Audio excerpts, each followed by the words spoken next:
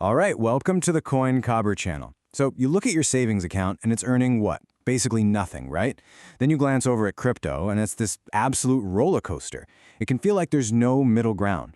Well, that's exactly where stablecoin yield comes into the picture. It's this fascinating third option, a way to potentially earn some serious returns on what are basically digital dollars. So let's get right to the heart of it. The big question we're tackling today is how on earth can a stable dollar, something that's supposed to be worth exactly $1, earn so much more than a dollar sitting in a bank? It seems kind of counterintuitive. So over the next few minutes, we're going to break it all down. We're going to see where that money actually comes from. We'll put two of the biggest platforms head to head. And most importantly, we're going to uncover the hidden risks, the stuff you absolutely have to know before you even think about jumping in. Okay, first things first. We can't talk about the yield without talking about the asset itself. So let's quickly cover what these digital dollars, or stablecoins, actually are. Think of a stablecoin as a digital casino chip that's always supposed to be worth $1. It's built to hold that steady value, pegged one-to-one with the good old US dollar. This is why a lot of people love them. You get to play in the crypto financial system without those heart-stopping price swings you see with Bitcoin. But here is the crucial takeaway. Just holding a stablecoin in your wallet does absolutely nothing. It won't earn you a single cent. The yield, the magic, that only happens when you put that coin to work. So if the coin itself isn't printing cash, where in the world is this yield coming from? Well, the answer is that you're essentially letting other services use your money. These can be decentralized protocols or more centralized companies, and they put your stablecoins to work in a bunch of different ways, the most fundamental of which is just good old-fashioned lending. The basic flow here is actually pretty simple to grasp. Let's walk through it. 1. You take your stablecoins and you deposit them into a lending protocol. 2. That protocol, which is really just a bunch of automated code, loans your funds out to borrowers. 3. Those borrowers pay interest on the loan. And 4. You get a cut of that interest. That's your yield. Now, to make this whole system work, these loans are typically over-collateralized. That's just a fancy way of saying a borrower has to lock up more money than they're borrowing, which acts as a nice safety net for you, the lender. But simple lending is just one piece of the puzzle. There are a few different engines that generate this yield. You can also provide your stablecoins to liquidity pools on decentralized exchanges and earn a slice of all the trading fees. Then there's this really fascinating new area where stablecoins are backed by real-world assets, or RWAs, and your yield comes directly from things like US Treasury bills. And of course, you have centralized platforms that act more like regular companies, lending your funds out to big institutions. As you can see, the returns can really vary depending on which engine is running the show. To make all this a bit more concrete, let's look at two of the heavyweights in the decentralized lending world, Aave and Compound. Now, they both do the same basic job, connecting lenders and borrowers, but their whole philosophy and their features are pretty different, and that means they attract totally different kinds of users. Here's the easiest way to think about them. Aave is the innovator. It's all about flexibility and has these wild features like flash loans, which are for really advanced traders. On the other side, you have Compound. It's the simple, predictable choice. Its main feature is something called C tokens, which are basically interest-earning receipts for your deposit.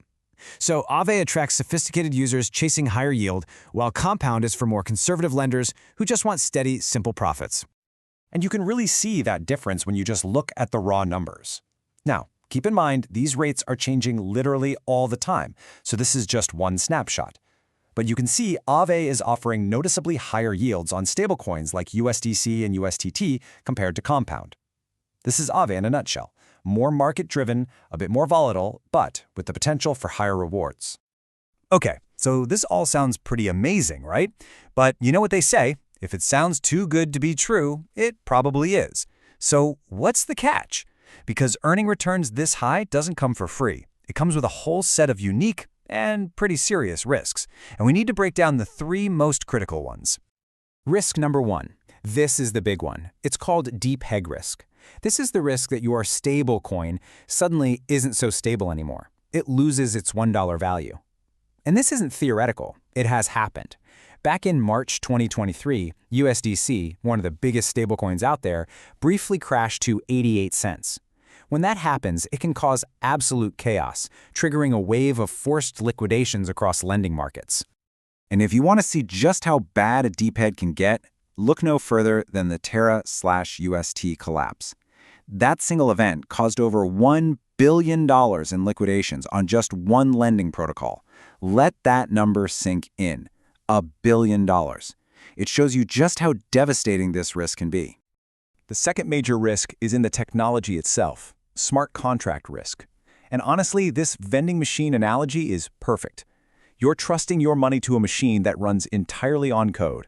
If a hacker finds one tiny hidden bug in that code, they could potentially drain every last penny inside. And the scariest part? There is no one to call. No customer service, no undo button. Your money is just gone. And finally, risk number 3 is all about the people and companies involved. If you use a centralized platform, you're trusting that company not to go bankrupt, which is exactly what happened with Celsius and BlockFi, where users had their funds totally frozen. You're also trusting the stablecoin issuer to actually have the reserves they claim to have. And on top of all of that, you have regulatory risk. The laws are still being written, and a new rule could change the game overnight. So after going through the incredible promise and the very real peril, we're left with the final takeaway. It's all about understanding this trade-off, this calculus of yield, and figuring out what actually makes sense for you and your goals. The decision really comes down to what you prioritize. If you're someone who values simplicity, consistency, and you just want predictable returns without a lot of drama, then a platform like Compound or reputable centralized service might be your speed. But if you're comfortable with more complexity and you're seeking those higher potential rewards and innovative features, then a more dynamic platform like Aave could be right up your alley. But here's the bottom line, and if you remember one thing from this whole explainer, please let it be this. Earning yield with stablecoins is not a passive, risk-free savings account. The responsibility is 100% on you. You have to stay vigilant, you have to do your own research on these protocols, and you always have to remember that the freedom and openness of decentralized finance comes with some very serious, heightened risks. And that's our breakdown of the world of Stablecoin Yield. If you found this explainer helpful, do us a favor and hit that like button. And be sure to subscribe to the Coin Cobber channel for more deep dives just like this one. Thanks for watching.